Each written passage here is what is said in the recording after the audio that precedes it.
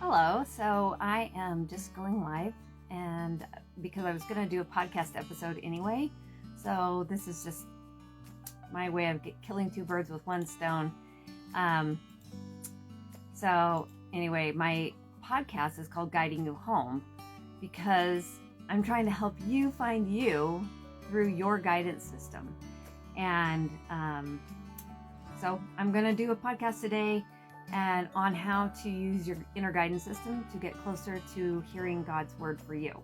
Because, we all have a divine plan, a divine right to find that path and live in alignment to that plan. So we got to know how to do it, right? And we wandering around going, I don't know, not sure, off track. It's just not satisfying enough. So I'm going to just hit record now and we're going to talk about it together. Okay, welcome. This is fun. I love doing these podcast episodes because it just brings more light and knowledge. Like, it's not the things that I say, but it's the things that you hear. And that's the spirit talking. I have spoken to a lot of people that aren't sure they can hear God. They're not sure if they can hear God's word for them. And personal revelation is the most important thing for us to have because who knows us better than God does? And what's good for somebody else is not necessarily good for you. And there's a lot of noise in the world. I was in the fitness space for a very long time. And I can't tell you how confused people got. When they came to me, I'm like, well, what is your body telling you? And they're like, I don't know.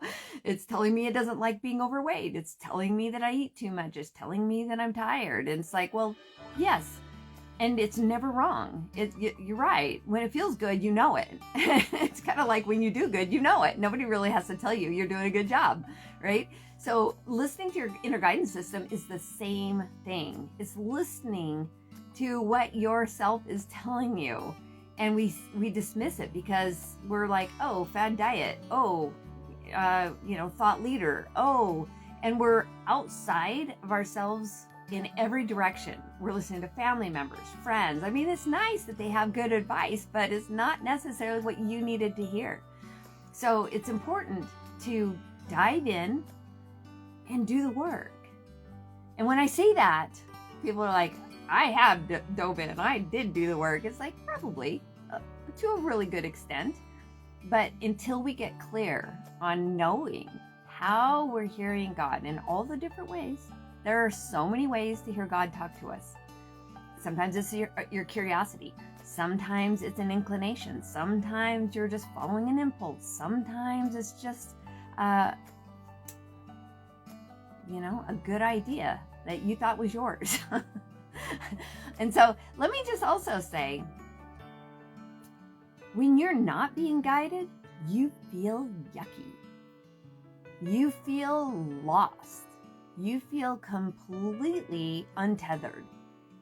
So there's a difference between maybe not knowing particularly what direction to go, and so you're just like, I'll just take a shot in the dark. That's fine. But if you really don't have guidance right then and there, you know it. You feel completely in the dark, like dark. So just know you are being guided. When you have an inclination of, I think I'll go do this, and I think I'll go do that, you are being guided. But if you use your emotional guidance system to draw closer to God, you do it there's more of a deliberate intention there. And, okay, so there's a couple things here. I want to just separate when you're using your internal guidance system, you're doing things that take you in a good direction. You're feeling good because you're doing good. Does that make sense? Let me just give you an example. When I was unfit, it's because I was doing things that were undoing the thing I wanted, which was to feel good. And so when I started doing things that were more like what a fit person would do, I felt good. I felt fit. So it's when you're doing things that feel like God that you're feeling him more. Okay, so there might be an unpopular opinion stated here in the next minute or two. Because a lot of people believe Satan can tempt you to do bad. I'm going to say that when you're doing good, it's really hard to be tempted or led astray. You're just not in the realm. So I always say, like, the emotional guidance system is you on a sliding ruler. Like, you're either sliding towards God or you're sliding away from God. And it just depends on where your mental focus is. Your mental focus, if it's on somebody else doing something you don't like, you're sliding away from God because now you're frustrated, you're disgruntled, you're, unhappy, you're feeling fear, you're feeling like justice isn't being served, whatever it is. If it's on the negative emotional scale, you are sliding away from what it is that you want to feel better about. Can Satan tempt you down there? Can he tempt you to keep going in that direction? I think so. But if you're sliding in the upward direction, let's say God is up, Satan is down. If you're sliding in the upward direction, you're doing things, it makes you feel good. You're like, I actually said my prayers today. I actually was in meditation today. I was actually drinking water today. I was actually doing things that make me feel good. You're sliding closer. I always say that God is truth, and truth feels good. And truth means nothing is missing. That's the actual Hebrew translation of truth. Truth means nothing is missing. So when you're sliding towards God, God feels like truth. When you're sliding away from God, it doesn't feel as good because truth is missing. Does that make sense? So if you're on the sliding rule and you're the one that's moving, God's not moving. He's steadfast and immovable. He's not like sliding all over the place in indecision and losing focus. He's not doing that. We are. So it's us. It's always us. God is here at the end of this upward ruler, and let's call it Satan down at the other end. And we're either going in one direction or the other, and we do that using our mind. So our emotional guidance system is actually helping us move either closer to God because we feel good in God. The difference is 1-0. Or we're feeling less good. Most of us are not feeling like the full spectrum of negative emotion all the time. Most of us are sliding somewhere in between. So the way you feel is a good indicator that you're either sliding in the direction you want to go or the direction you don't want to go. So how this all comes together in prayer and feeling closer to God is when you're doing the things that brings God into your life, it just feels good. You're on track. You're doing the thing that you said you wanted to do, which was draw closer to God. So you have to challenge your mental beliefs. Are your beliefs taking you closer to God or further from Him? Because if you hear personal revelation and then you don't act on it, and you go back to old thought habits, and you go back to doing what you used to do that didn't, it pulls you off track, it throws you into a triggered state, your nervous system's off, you're just, and it's not going well. Maybe your ADHD is high and you're all over the place and squirrels are everywhere. Like whatever is happening, it's not the intention you had when you were saying your prayers. Please help me to do X, Y, and Z. Please help me to feel better is what you're saying in your prayer. We're always asking for more because in the having of more, we feel good. It makes us feel good, right? So I want more patience, more kindness, more money, more whatever. The moreness is going to make us feel good, or at least we think so.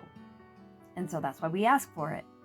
So if your thoughts are not going towards the moreness of what you're asking for, then you're probably sliding in the other direction and you're not hearing or acting on your inclinations, your little thoughts. So let me just tell you a little story. So I was needing a job really bad back in 2009, and all I could hear from people were, no one's hiring. But we were going to be homeless if I didn't get a job, so it was kind of important. and I was kind of mad and in a really poor state of mind. But I took time to pray because I needed to feel better that I could even get a job. It had been 18 years since I'd had a job. And so my resume had nothing on it of worth. Like, I worked in Wendy's when I was in high school. So I just kind of faked the resume and put a smile on my face, and I set out to find a job. And I had a few rules around it, that I wasn't going to do some boring work in some back office, that it was going to be meaningful and teach me something new, and so I could bring something new home to share with the family, kind of thing. And so I went, and I just got in the car, and with a prayer in my heart, wanting to find this job, trusting that God knew where there was one when I would have no idea. Like, the internet was just barely a thing, right? And so it wasn't where we would normally go to find a job. Not everybody was using it. So I started to drive out of the driveway, and there was this thought in the back of my head. Now, who was talking? Was it me? I don't think so. Because the thought was, go check out the gym at the end of the street. And I was like, oh, wait a minute. We are renegotiating. There's no way in hell that I'm going to go to the gym at the end of the street. But turns out that's where the job was.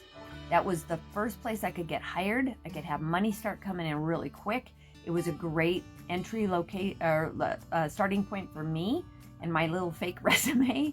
But all the answers were in my ability to say yes to a prompting that I had that came from God in direct relationship to the question I was asking, please help me get a job. Now, my attitude was not all that great at the time, so I was sliding away, but I followed through, and that's an important element of receiving personal revelation and sliding towards God, using it, is that I was going and doing anyway, even if my attitude wasn't great yet. Because after I was hired, I was like, paycheck, it's gonna be okay. Right? But I was hired to work in the nursery at a gym, and I was like, oh my gosh, what am I doing? I am watching other people's kids for a paycheck and not spending time with my own. No, this is not the high, exciting job that I was looking for. But it only took 2 weeks before an opening came open at the counter, and I was able to start making commissions on sales, and that turned into me watching, because I could be out on the floor a little bit. I was watching the personal trainers, and all their clients were a little bit bored, and I was thinking, why wouldn't you have fun with your clients? And so that's what it just turned, one thing turned into another, and I was in the right place doing the right thing, but I never would have come up with that. I was thinking go to an office. I was not thinking work at a gym, not even close. Like, I was like, I am way too exposed in a gym. But when you ask, do not doubt that the answers you're getting are going to be better than you expected. That is one way to check your mental space. Am I willing to do what the prompting is telling me to do so that I can have the gifts that I was asking for? Really important. So that's just one way. A second way is, if you want to hear God, make sure your nervous system is regulated. And when I say that, I'm talking about triggers. I have a podcast episode on triggers, and it was, I don't know. Anyway, it was like 3 or 4 episodes ago. If you 28, number 28. Anyway, in these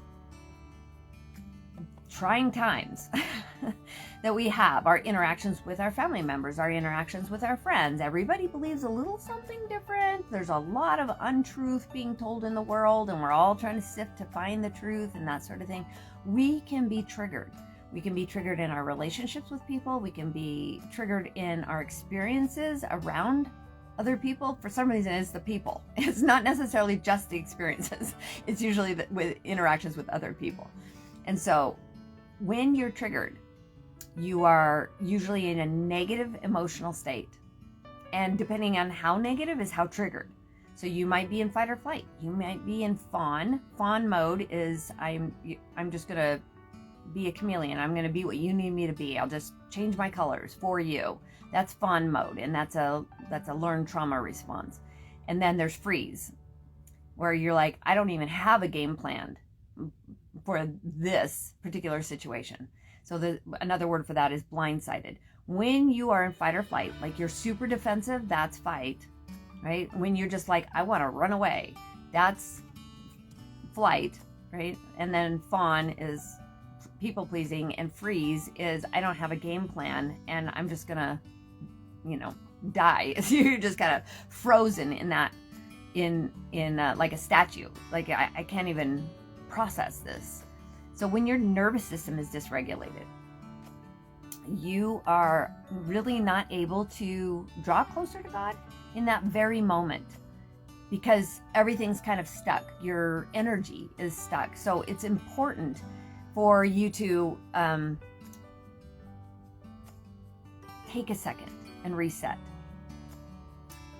One of the ways you can reset is actually lacing your hands behind your head.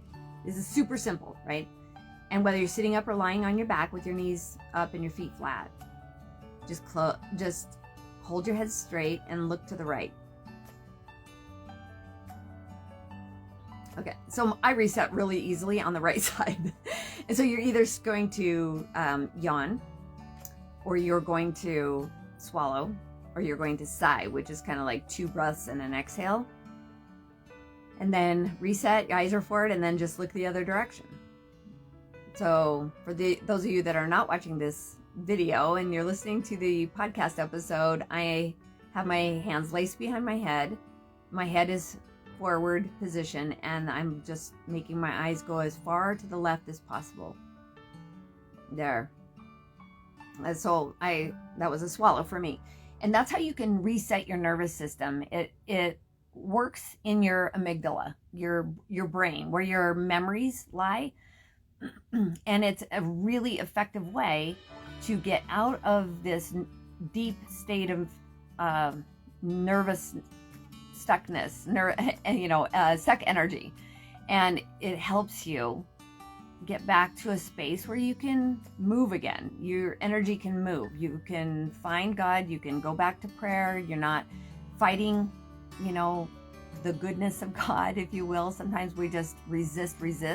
If you're resisting, reset your nervous system. That's super important. Another way to actually draw near to God using your emotional guidance system is establishing your spiritual compass. You got to know what you want and where you're going with it. Like, where's due north for you? What are your goals? What's your divine plan? What's the path that you feel like you should be on right now? That's really important. So let me also just put this caveat out there that you are on your path and you can't get off. But sometimes that path can be bumpy. Sometimes it can have scary downhills, and sometimes it can have forever uphills. So if you want to even it out and get a little more balanced in your life, you have to have more direction, more focus, more understanding, and clarity as to where you're going and why. Your why will take you there. It's very easy. You become a creator, you become somebody that loves to have fun, and you're just loving the life you're living. That is an emotional compass that's set and unwavering. But if your emotional compass is kind of spinning like you're at the North Pole and there is no polar north, it's important for you to just get in a place where you're writing it down gets you clarity. Most of the time when you start writing and you're not clear, you're just going to write about everything you don't want. I want this to stop. I want this person to change. I want this to, be easier. Like, whatever it is, you're probably going to write about what you don't want, but just take those as prompts, because then you can go back and write the opposite of those things. And when you write the opposite, it changes your compass, your emotional guidance system, and points you in a direction where there's action now. You can take the action that, like I said, if you want to be fit, you do what fit people do, and you act like you're fit every day, doing those fit eating habits and those fit resting habits and those fit exercise habits. And next thing you know, you're fit. Like, that's how you get fit. You act like a fit person even when you're not. So if you want to, if you got these goals, you want to intentionally feel a certain way, you want to intentionally be a different person, you want to intentionally incur a new skill, you have to do the things that goal requires. And in an emotionally regulated state, and you're watching your thoughts, that they're not going downhill, they're going in an upward direction towards God, you are going to find yourself in a place that you wanted to be. Just out of habit of doing the things that you would do in that situation. So also, the fourth thing that I want to bring up here is making room for yourself, how you're spending your time, especially if they are in non-productive ways. Where is your time being spent? Are you doing those things that would lead you to do the thing you say you want to do? Now you've got clarity, you've done the writing, you've assessed what you don't want, so you can decide what you do want. Where are you going with this, and what are you doing with your time? Assessing how much time you spend thinking about what you don't want is just wasted energy. That's what most people feel exhausted, because they're spending all their time spinning their wheels, and it usually is a mental emotional connection, and your spirit's like, okay, I'm just gonna twiddle my thumbs, I'll be over here when you finally make a decision. But your spirit's like, let's go, let's play, let's have a good time, let's have a good life, let's be creators, let's have fun, let's enjoy this ride. That's your spirit all the time. Love and light, it will not change. It can't change. Your spirit does not change. It is what it is. So that means that Controlzilla, your brain, and your emotional guidance system are not in sync. Your brain is doing one thing and it's just running wild, running amok, and no one's reining it in. And your emotional system is like, ugh, this feels terrible. We're moving. The negative emotion says you're moving away from your goal. And the goal is what your spirit says, let's do this. Let's learn a new skill. Let's see what more feels like. Let's, play with the big boys. Let's go have a good life. Let's, create memories. That your spirit is asking for that.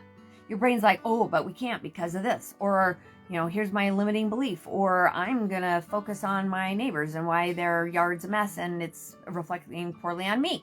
Whatever it is that your brain's doing, if you have a negative emotional reaction to it, your brain is not in agreement with your spirit. They are at odds. And your emotional guidance system, how you feel, is letting you know. So there's a lot to sift and sort here. You can kind of feel it.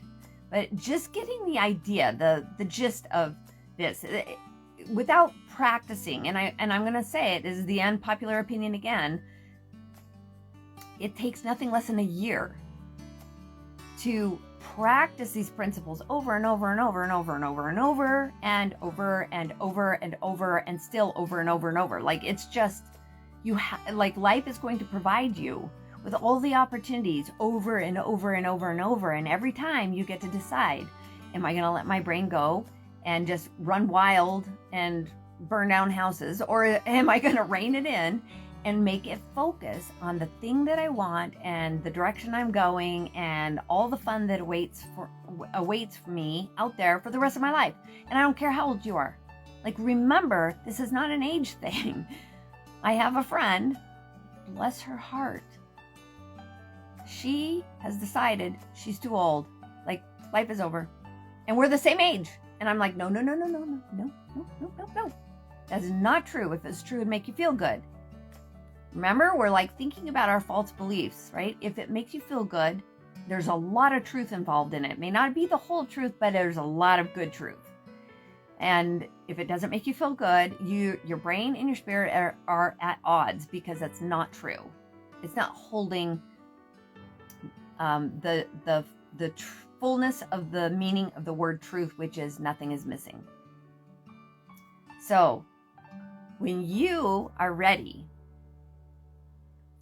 to truly draw near to God using your emotional guidance system, you will use these 4 tools. You're going to check your mental thought patterns. You're going to regulate your nervous system. You're going to establish a spiritual compass and decide which direction you are going to go.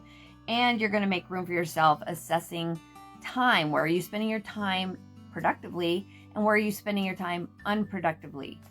And if you don't have time for yourself built in to be productive, meaning pray, read your scriptures, meditate, do the things that bring you closer, slide you up that scale towards God where He is, then it's no wonder that you feel tired. Like the level to which you are investing yourself in those good ways that help you find more truth, more light, more knowledge, more love, more agreement between your head and your spirit. Like when you invest your time to do those things and get focused and clear, you are going to be less tired. But if you're just under stress, running with like a chicken with your head cut off, like doing all the things, trying to please other people, your nervous system is dysregulated, you're triggered all the time, you're like, those things, exhausting, absolutely exhausting, and it's getting you nowhere. So assess, check yourself, see where you're at, and make those little adjustments and improvements. It's going to be the best thing that you ever do for yourself. So, thanks for listening. Thanks for doing your part to improve you, because when you show up, everything gets better. So, thank you for listening. If you have questions, please let me know. Ask questions, DM me, DM the heck out of me. I love answering questions, helping you see yourself better. I mean, the hardest one for you to see is you. It really is. It's hard for you to see where your gaps are, why you feel the way you do. You know, where did you get those thoughts that are cyclical patterns in your mind? And I will say unequivocally, somewhere between the ages of 1 and 7, you picked up a lot of that information, and then other experiences kind of compounded those beliefs that you incurred early on in life, and you may be stuck in patterns of beliefs and stories that are not helping you. So, if I can help you, that is my purpose on earth. Like, absolutely, I'm here to see what you can become, and given a chance, I am all about the conversation with you. So, anyway, or pop in to say hi, because I love making new friends. But thanks for listening. It's fun to be here, and it's Valentine's Day, so I am now going to go have a Valentine's dinner with my husband. So, catch you later.